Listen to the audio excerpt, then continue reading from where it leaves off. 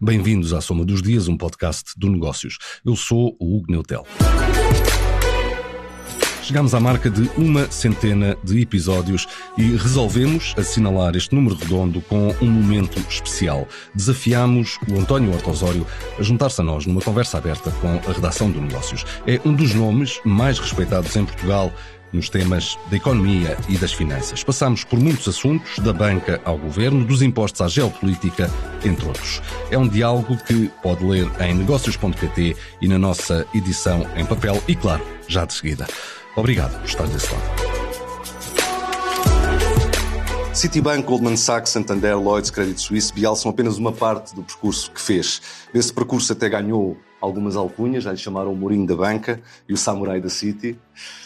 Bem-vindo, António Horta Osório, a este episódio especial da Soma dos Dias. O António é uma das vozes mais cotadas e respeitadas em Portugal em temas de economia e finanças. Obrigado por se juntar a nós e vamos já começar com a atualidade financeira. Vimos há pouco tempo o novo banco a ser vendido aos franceses do BPCE. Como é que olha para este desfecho?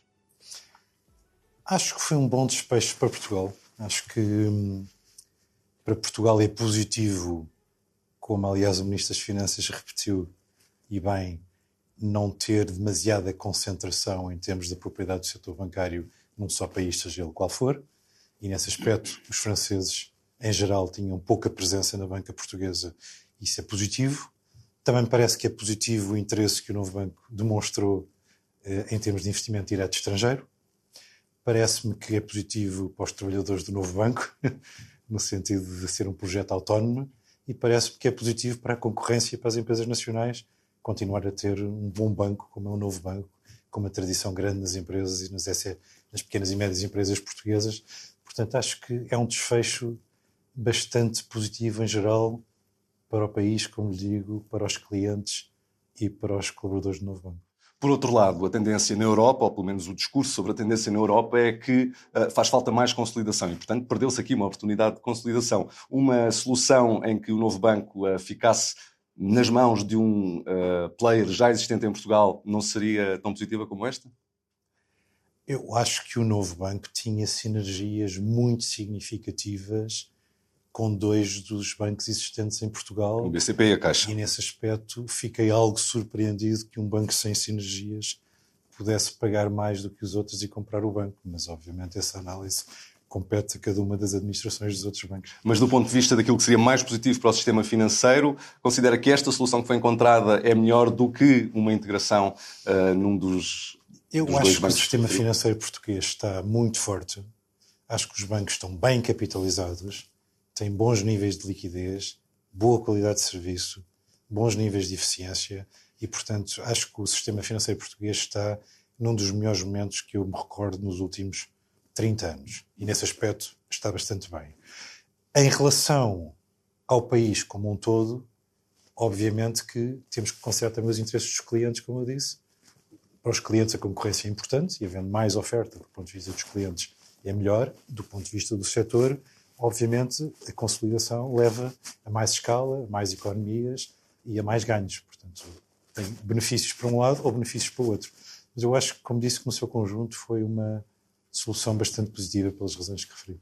Por outro lado, e para avançarmos neste tema, o sistema financeiro português tem cada vez menos capital português. Bem, sei que o capital não tem nacionalidade, mas o que lhe pergunto é se vê aí algum tipo de problema. Quer dizer, eu acho que é importante, primeiro, haver diversificação importante das origens de capital, como há pouco falei.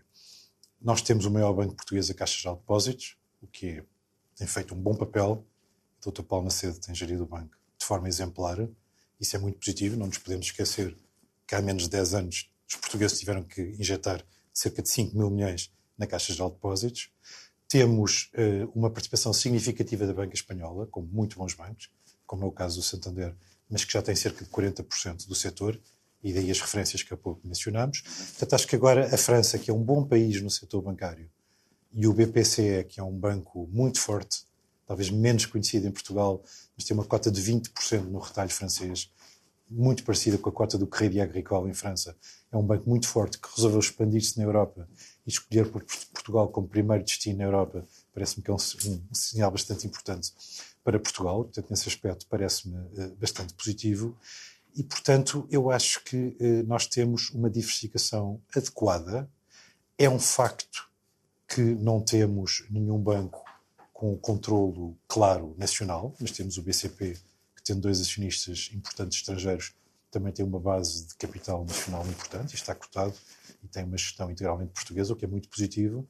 Portanto, nesse aspecto, acho que a situação, como digo, não vejo o setor financeiro português tão bem, não o vi tão bem nos últimos 30 anos. Isso é muito positivo, porque, como também já disse algumas vezes em público, a banca é um bocadinho como o sangue nas veias do corpo, que faz o corpo funcionar. Portanto, a banca é como o sangue nas veias para a economia, não é? E nesse aspecto, os bancos portugueses, repito, têm muito capital, boa situação de liquidez, estão perfeitamente preparados e dispostos para apoiar a economia para projetos que sejam meritórios.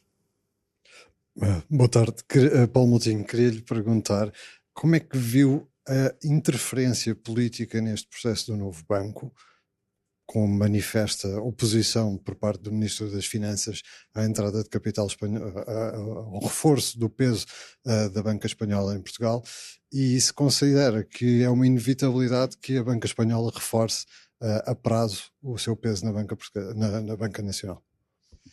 Quer dizer, eu acho que nos últimos anos temos vindo a assistir a uma crescente politização dos setores bancários na Europa. Vimos recentemente o que é que aconteceu com a tomada de participação de 30% do Unicredit no Commerzbank na Alemanha, que teve e tem uma feroz oposição do anterior e do presente governo alemão. Tivemos uma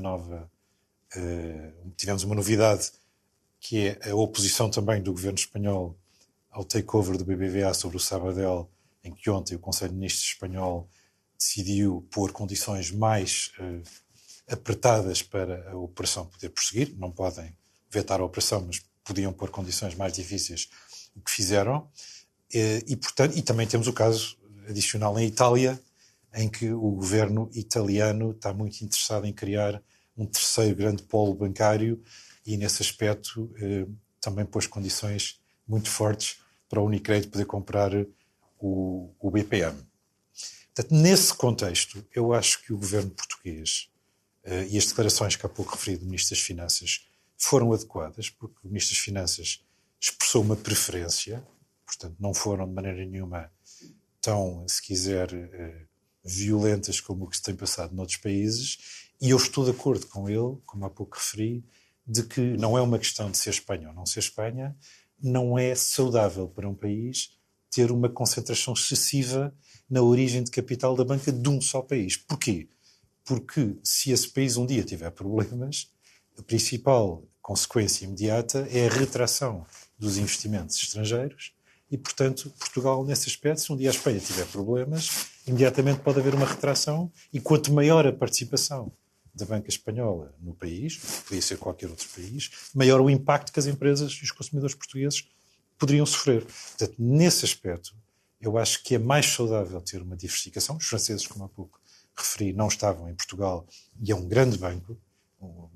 A par do Crédit Agricole, são os 2 maiores bancos franceses no retalho, com 20% cada um, muito maiores do que o BNP ou o SocGen, que só têm 10% cada um no retalho francês, e acho que isso é positivo, para além de realmente o investimento direto estrangeiro em Portugal, de um outro país, que é o segundo maior país da União Europeia, que é a França. Portanto, eu acho que o Ministro das Finanças pensou bem, manifestou a opinião dele, mas o facto é que o BPCE ganhou, porque imagino que tenha oferecido o melhor preço.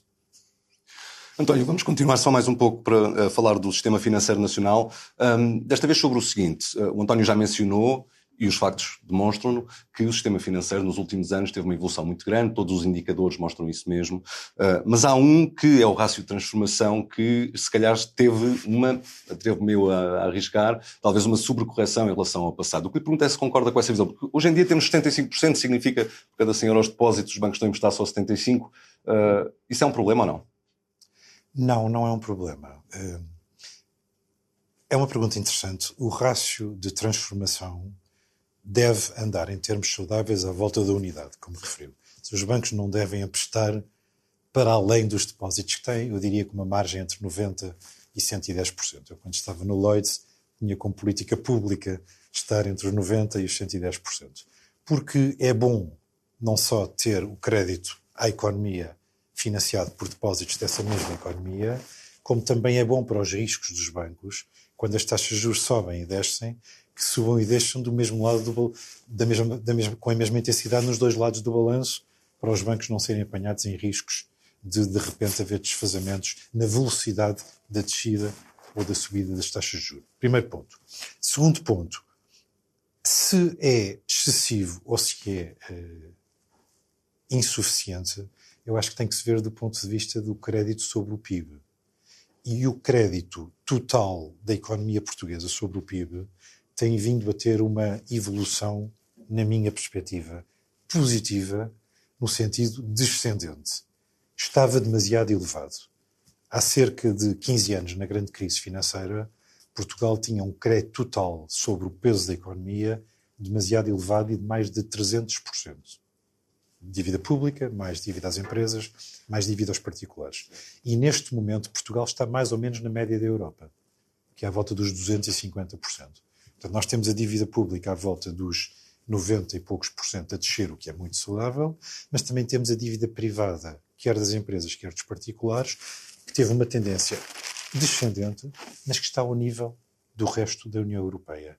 E, no seu conjunto, à volta dos 150% do produto. Portanto, a mim parece-me que também, sob essa perspectiva, o rácio é adequado e, há pouco referi, não acho que os bancos portugueses tenham qualquer dificuldade em emprestar, têm mais depósitos, mas também têm capital a mais, de tal maneira que até fazem compra de ações próprias e, portanto, se houver bons projetos, e a economia portuguesa, na minha opinião, tem uma orientação positiva, os bancos estão perfeitamente capazes, quer em termos de capital, quer de liquidez, para financiar esses projetos. Mencionou a questão dos depósitos. Vimos há relativamente pouco tempo o governador do Banco de Portugal, Mário Centeno, a dar um raspanete público à banca por não remunerar suficientemente os depósitos. Vimos os bancos portugueses a serem rápidos na reação à subida das taxas de juro, mas não tão rápidos na remuneração dos depósitos.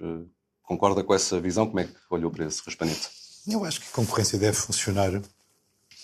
Acho que os bancos portugueses são em número suficiente e com força suficiente para a concorrência funcionar. Não só temos 5 bancos que têm cerca de 80% do sistema, mas depois temos bancos de média dimensão também relevantes, como a Caixa de Crédito Agrícola, e temos vários bancos pequenos. Portanto, acho que a concorrência funciona. É normal, quando as taxas de juros sobem, e é por isso que eu há bocadinho também referi que o rácio de transformação devia ser igual a 1, é normal as taxas de juros dos empréstimos subirem mais depressa do que as taxas de juros dos depósitos, como também é normal quando as taxas baixam, que é o caso agora, em que as taxas de juros dos empréstimos deixam mais rapidamente que as taxas de juros dos depósitos, que é outra das vantagens do rácio ser igual a 1. Portanto, eu acho que a concorrência deve funcionar e acho que a questão de verificar se ela funciona ou não deve ser medida pelo retorno sobre os capitais próprios. Portanto, acho que nós devemos ver a rentabilidade de capitais próprios da banca num período largo e aí logo se vê se a rentabilidade é de acordo com o custo de capital ou não. O custo de capital da banca andará à volta dos 10, 12% e o return on equity deverá, portanto, estar ligeiramente acima, portanto 11, 13, 14%. E acho que não há nenhuma razão para pensar que neste momento os rácios não estão mais ou menos nos últimos 5 anos em média aí. Estariam mais baixos na altura da pandemia com taxas de juros muito baixas. Quando as taxas de juros subiram, os bancos melhoraram a rentabilidade. A taxa de juros do Banco Central Europeu passou de 4% para 2%. Vamos ver onde é que os rácios vão estabilizar. Olá, Diogo Fernandes. Eu queria perguntar, não queria estar aqui a insistir no novo banco, mas queria perguntar também, porque esteve em cima da mesa até o último dia uma entrada em bolsa, uma dispersão do capital em bolsa. Queria perguntar se esta é uma oportunidade perdida para o mercado de capitais que já não vê uma entrada em bolsa há bastante tempo. Eu acho que se o BPCE não tivesse feito a excelente proposta que fez, o plano do Lone Star era de avançar com o IPO. Mas os IPOs em geral, não só em Portugal, mas na Europa e até nos Estados Unidos, têm estado numa situação muito difícil por causa da enorme volatilidade dos mercados financeiros nos últimos meses, o que dificulta a entrada de empresas em bolsa, em termos de ter estabilidade de base acionista, de preços. Portanto, eu acho que esse IPO iria ser bastante difícil. Agora, acho que o Lone Star teria optado, aliás, esteve com os dois processos até a última da hora, como disseste, e teria tentado optar pelo IPO caso não tivesse vendido, mas era um processo com algum risco e em que só poderia vender uma parte do capital, teria que ser progressivamente. Queria fazer mais uma pergunta, que é, fez aqui um rasgado elogio ao setor financeiro e ao facto de os bancos estarem muito sólidos, mas temos uma banca muito fechada no país. Isso é um problema para as empresas portuguesas que querem crescer lá fora? Fechada no sentido de estar localizada no mercado português? Está essencialmente no mercado português. A representação externa da banca portuguesa é quase inexistente. Isso é um problema para as empresas que querem crescer, querem ter o apoio dos seus bancos noutras geografias? Eu acho que isso é uma questão de estratégia de cada banco. Quando as empresas portuguesas se internacionalizam ou exportam, há vantagens claras em o banco que já as conhece e conhece o seu risco de crédito, as poder financiar nos dois lados, sem dúvida. Mas uma expansão internacional, por definição, é mais arriscada do que a presença no mercado doméstico, precisamente por ser um mercado diferente, com concorrentes diferentes, legislação diferente, muitas vezes língua diferente. Portanto, há prós e há contras. Eu acho que isso depende da estratégia de cada banco e da coerência dessa estratégia. O BCP, por exemplo, tem uma presença significativa na Polónia com um belo banco. No passado, as estratégias de expansão da banca portuguesa no estrangeiro não foram propriamente gloriosas. Portanto, eu acho que depende da estratégia de cada banco. Para os clientes tem sem dúvidas vantagens, mas para os bancos também tem custos. Portanto, dependerá da estratégia de cada um. Olá, Diana Ramos. Já disse antes que neste movimento bancário que ocorreu, poderia ter havido um outro que também criava sinergias em dois bancos nacionais. Um deles, presumidamente, o BCP. O BCP, de alguma maneira, falhou aqui uma oportunidade que tinha para crescer face à concorrência, e como é que olha para o futuro do banco, agora que os movimentos de consolidação certamente não deverão ocorrer num espaço tão curto quanto isso dos próximos anos? Eu acho que o BCP tomou a decisão, e foi muito claro em relação à forma como estava a analisar a operação. Acho que a administração do BCP tomou a decisão que achou mais adequada. E, portanto, eles terão toda a informação disponível, melhor do que ninguém, para decidir aquilo que fizeram. Acho que não mudou nada aquilo que aconteceu, porque, na minha opinião, teria sido muito mais complicado para o BCP se tivesse havido uma outra concentração em Portugal que mudasse o ranking e a ordem de forças. Portanto, dado que o novo banco estava independente e permanece independente em relação aos outros bancos, nada muda. Nesse aspecto, o BCP tem tido uma performance muito positiva nos últimos anos e a gestão tem feito um trabalho muito bom, e disseram publicamente porque é que estavam a fazer aquilo que fizeram. E acho que nós devemos respeitar a posição da administração. Celso Filipe, vamos só mudar um bocadinho a rota e vamos mais para a Europa. Uma das prioridades que tem sido estabelecida é a criação da União da Poupança e dos investimentos, também para fazer face a uma política financeira muito mais agressiva dos Estados Unidos. Eu queria saber, em traços gerais, o que é que pensa da proposta que foi apresentada pela Comissária Europeia, que por acaso é portuguesa. Exato. Eu acho que é um passo positivo. Hoje há uma entrevista no Financial Times em que referem exatamente essa proposta e importância.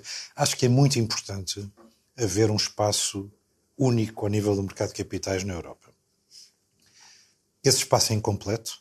Nós temos um mecanismo de resolução único, temos um mecanismo de supervisão, o ECB, também único, mas não temos um sistema de garantia de depósitos único, não temos um mercado de capitais único, não temos praticamente eurobonds, não temos poupanças únicas. Portanto, a Europa tem a necessidade e a oportunidade de construir um mercado único com profundidade e dimensão, e eu digo oportunidade devido ao que se passa também nos Estados Unidos e à necessidade dos investidores terem alternativas em termos de profundidade de mercado e de alternativas. Portanto, eu acho que é um momento muito importante e que a Europa devia, além desta proposta, avançar rapidamente com eurobonds em profundidade e com o sistema de garantia única de depósitos, porque nós precisamos de bancos à escala europeia que tenham tamanho suficiente e comparável com os dos Estados Unidos e que permitam aos bancos diversificar geograficamente os seus riscos, de maneira a ter uma carteira mais diversificada e ficarem menos sujeitos a flutuações económicas em partes da União Europeia. Portanto, a direção tem que ser claramente isto. Agora, esta proposta está para discussão e vamos ver como é que ela vai ser falou na dos prática Estados Unidos, implementada. falou da incerteza e todos, é a palavra, neste momento deve ser uma das palavras mais referidas um pouco por todo o mundo e um pouco por todos os líderes, é a incerteza. Eu gostava de saber a sua opinião em relação a isto. Esta incerteza vai perdurar no tempo? Vai ser uma constante do mandato de Donald Trump? Ou é incomportável que esta palavra e tudo aquilo que ela significa, não só no mercado de capitais, mas também do ponto de vista político e económico, seja duradoura? Vai mesmo durar, ou há algum dia em que Trump vai abandonar esta lógica de colocar sempre níveis mais elevados de incerteza? Eu já estou nos mercados financeiros há muitos anos e realmente não me lembro de ter visto a situação geopolítica tão incerta como ela está hoje. E acho que nós nos habituámos a essa incerteza nos últimos 6, 12 meses, mas isso não é normal.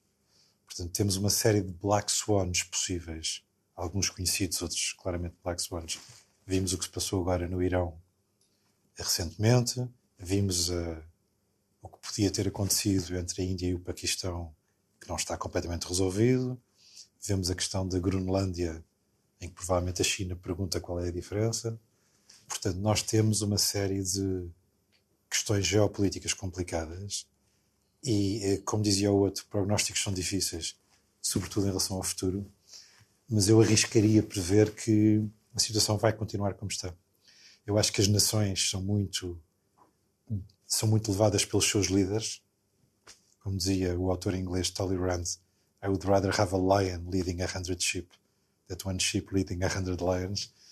E, portanto, os líderes, só para dizer que os líderes são críticos, mesmo numa organização ou num país médio, e acho, portanto, que neste caso que a posição do Presidente dos Estados Unidos, que é, obviamente, a posição mais poderosa, se quiser, no mundo, vai continuar a ser pautada pelo caráter do seu Presidente. E eu não vejo alterações, pelo menos até às eleições daqui a 18 meses intermédias nos Estados Unidos. E acha que a União Europeia está a saber responder a isso mesmo? Ou não? Eu acho que a União Europeia, especificamente em relação à questão das tarifas, que é a questão que está mais em cima da mesa economicamente e que terá algum desfecho, provavelmente parcial, por causa da incerteza de perdurar daqui a 2 semanas, a União Europeia, na minha opinião, respondeu inteligentemente à questão das tarifas até agora. Vamos ver o desfecho. Porquê? Porque é importante que fique claro que as tarifas são um imposto sobre o país que as põe e não sobre o país a quem elas são destinadas. Quem paga as tarifas são os consumidores americanos. E, portanto, nesse aspecto, se a União Europeia tivesse retaliado imediatamente, estaria a pôr um imposto sobre os consumidores europeus. Portanto, a posição da União Europeia de salvaguarda, resguardo, ver medidas retaliatórias, mas aguardar e negociar, na minha opinião, é o adequado e foi uma posição inteligente. As tarifas são da responsabilidade da União Europeia, não de cada país.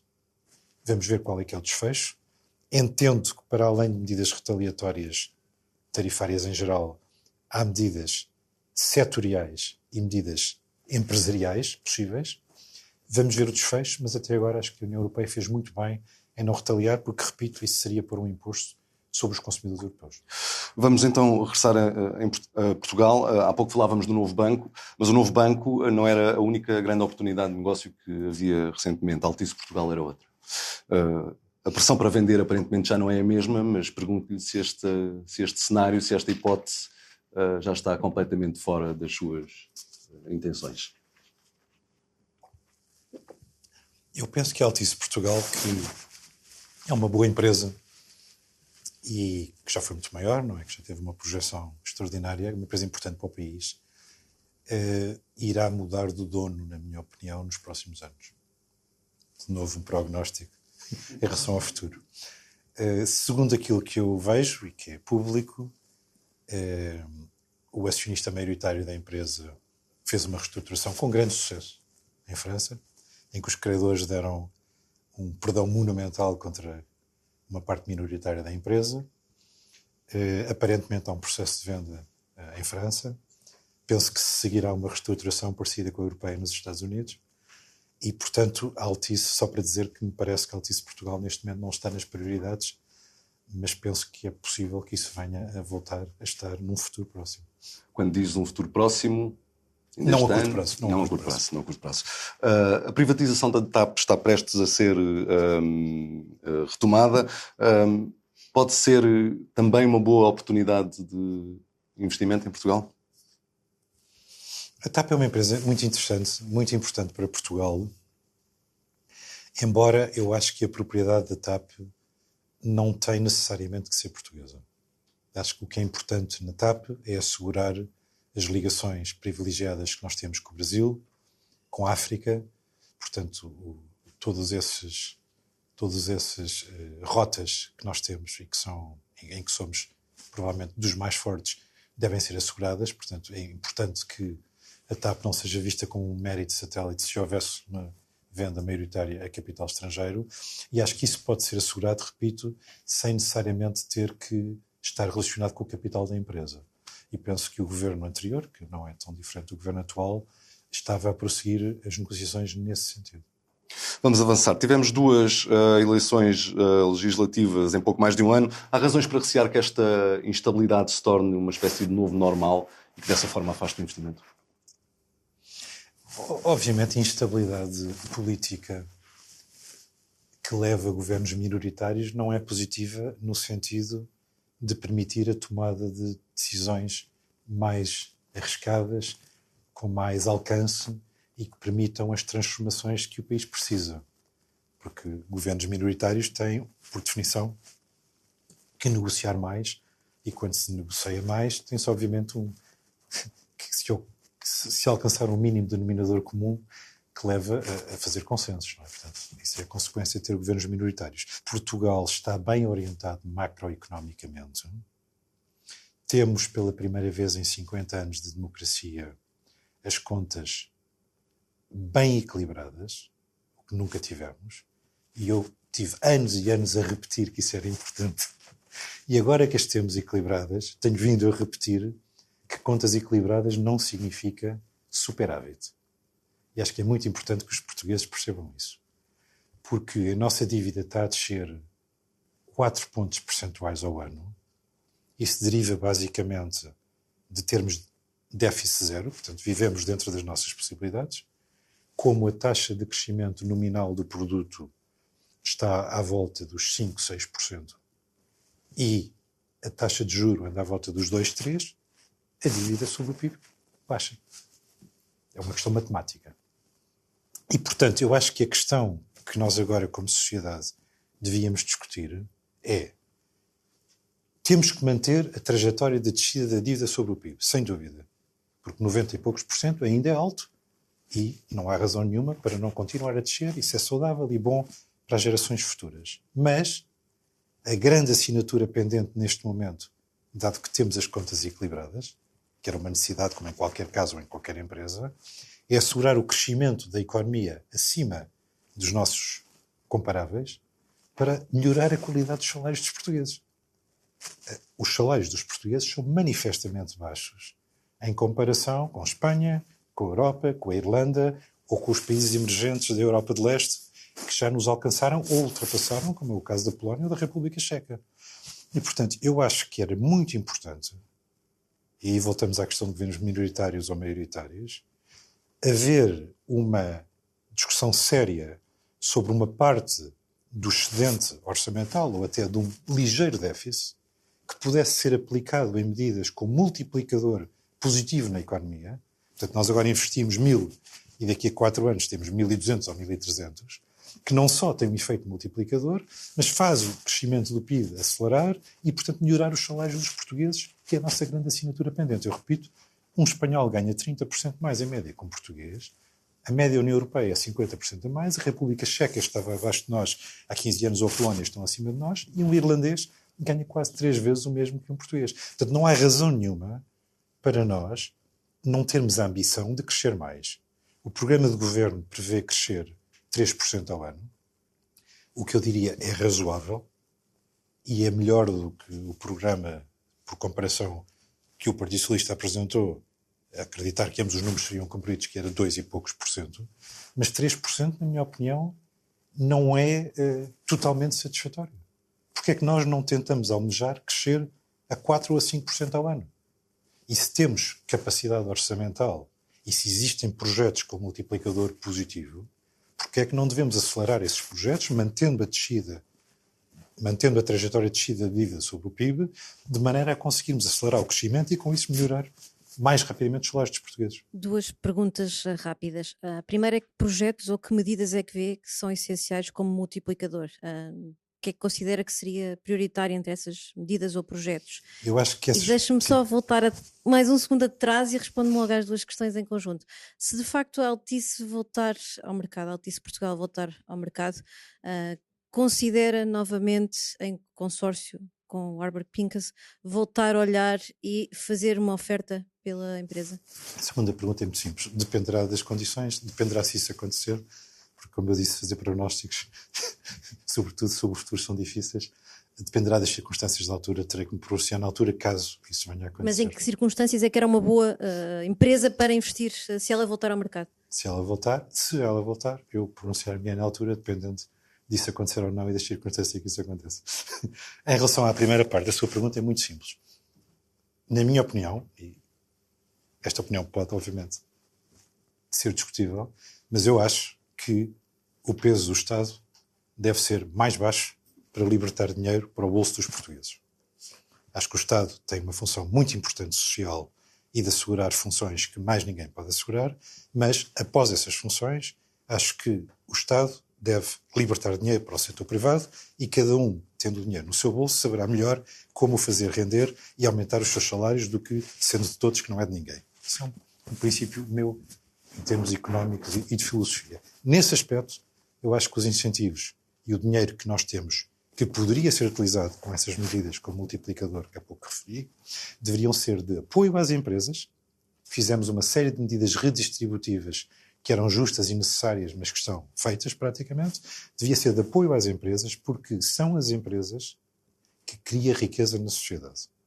Nós temos o Estado, temos os particulares e temos as empresas. Os particulares e o Estado usam o dinheiro que as empresas criam. As empresas utilizam recursos para fazer produtos ou serviços que valem mais do que os recursos. A diferença é o valor acrescentado ao lucro, que é distribuído por salários, por juros, por dividendos, por impostos que as outras partes da sociedade gastam. E, portanto, só se nós aumentarmos sustentadamente a capacidade das empresas em gerarem lucros é que podemos aumentar o salário dos portugueses. Que medidas práticas? O que é que cria riqueza ao longo da história? Por um lado, incentivos à inovação e às exportações. Ao longo da história, o que mais cria riqueza são inovações tecnológicas ou comércio com países e regiões que têm outras vantagens comparativas. E, em segundo lugar, baixar os impostos. Acho que baixar os impostos tem o dinheiro no bolso dos portugueses e das empresas e que elas, melhor do que o Estado, sabem o que é que devem fazer com esse dinheiro. E, portanto, a baixa do IRC, que está no programa do Governo, embora veremos qual é o grau em que ela será executada, é positiva, mas eu também acho, e já disse isso algumas vezes, que a baixa da TSU para as empresas ou para os trabalhadores teria um impacto direto na produtividade e, portanto, poderia ter um impacto direto nos salários líquidos das pessoas. António, estamos quase a terminar. Tem dito nos últimos anos que não tinha saudades das funções executivas. Mantém essa postura ou, se calhar, será que as saudades já apareceram? Não, mantenho, sabe? Eu acho que na vida há um momento para tudo e a pessoa deve fazer as coisas no momento adequado e depois vê-las no tempo e ficar satisfeito com o que aconteceu. E eu resolvi que, ao fim de 10 anos executivos no Lloyds e de ter devolvido o dinheiro aos contribuintes britânicos, o que bem me custou e quase, como sabe, quase perdi a minha saúde com isso, era a altura de fazer funções, de passar a funções não executivas. Que eu, aliás, já tinha enquanto CEO do Lloyds e, portanto, sabia bem como é que elas eram. E tenho gostado muito de trabalhar com empresas de quem eu gosto, com pessoas que eu muito admiro, fazendo basicamente aquilo que eu gosto e não fazendo aquilo que, sendo executivo, às vezes também tem que se fazer, porque tem que se fazer tudo, e numa função de mentor, de presidente do Conselho de Administração, de senior advisor, em que posso partilhar a minha experiência, dar exemplos, podem ser aplicáveis, podem não ser, estou para ajudar, estou para servir de mentor a servir de presidente do Conselho de Administração ou advisor, e tenho gostado bastante disso, porque, como lhe digo, tenho parte das funções naquilo que sempre trabalhei, que é a banca, mas tenho outra parte ligada a outros setores, como sabe, como o setor farmacêutico ou da saúde, e isso dá-me uma visão eclética do mundo e com pessoas com muito respeito e de quem gosto. Olá, Cláudia Aracénia. Voltando só aqui um bocadinho atrás, considera que o investimento em defesa, que tem sido tão falado recentemente, até por causa do compromisso assumido com a NATO, pode pôr em causa as contas certas que referia?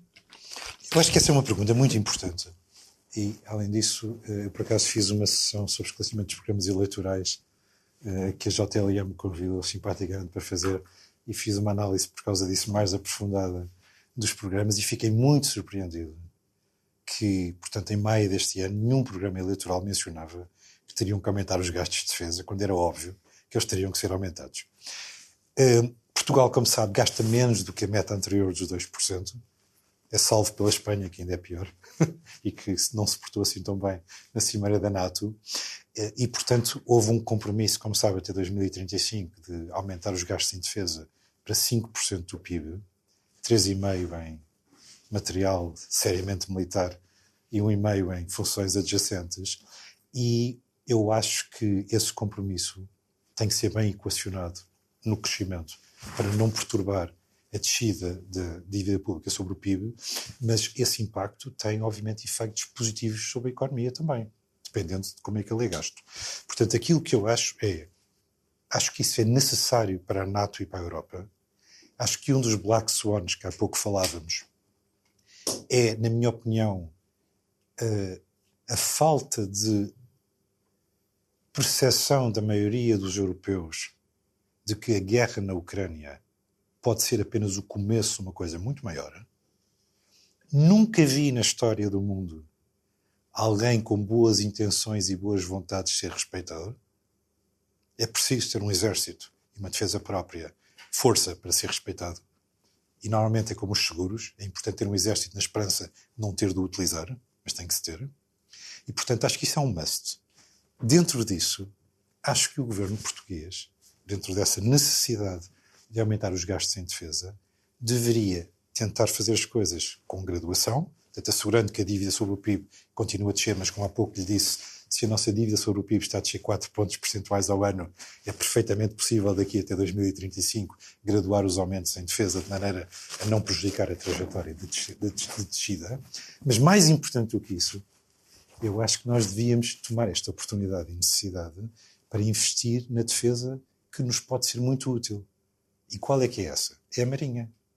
Nós temos uma zona económica exclusiva brutal em que nos roubam os nossos recursos constantemente e, portanto, investir na Marinha pode ter efeitos muito positivos no sentido de proteger os nossos recursos e de, economicamente, até ter um retorno muito atrativo. Portanto, eu acho que Portugal devia privilegiar o investimento na Marinha, dado a nossa situação geoestratégica e a zona económica exclusiva. Se o Primeiro-Ministro lhe ligasse e o convidasse para governador do Banco de Portugal, como é que olharia para esse desafio? Pausa pensativa. Essa é uma questão, Diana, à qual eu não vou responder. E com esta não resposta, António, terminamos este episódio. Muito obrigado por ter aceitado o nosso desafio para estarmos aqui todos um pouco neste diálogo. Espero que tenha sido tão interessante para si como foi para nós. Um jornal fantástico, um jornal com mais destaque na economia, e espero que continue a fazer o bom trabalho que tem vindo a fazer. Muito obrigado. Muito obrigado, António.